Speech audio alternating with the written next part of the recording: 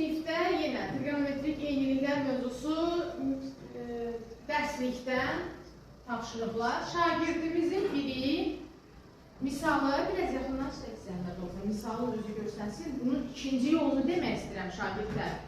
Şagirdimiz bu misalı əvəz etmə üsulu ilə həll elədi. Mən sizə ikinci bir yolu təqdim eləmək istəyirəm.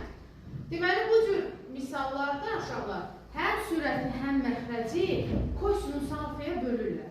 Kosinus alfaya böləndə məqsəd nədir? Sinus alfaya bölüb kosinus alfaya burada verəcək bizə tangent alfa, hansı ki mənə bunu verib artıq istifadə edə biləcəm. Burada isə kosinusları bir-birinə böləndə 1 eləyəcək. Burada da 1 eləyəcək. Yəni, misal biraz daha sadə olmuş olur. Bu misalın ikinci yolunu sənə təqdim elədim. Üçüncü yolda hətta var, uşaqlar. Üçüncü yol nədir? Tangent alfanı sizə 2 veribsə, düzbucaqlı üçbucaqdan yerinə yazmaqla burada sinus və kosinus ayrıca tapırsan, gətirib yerinə yazırsan. Yaxşı uşaqlar, sən bir yolunu istifadə elədin, iki yolunda mən hansı yolunu istifadə eləmək sizə rahatsa onu seçə bilərsiniz.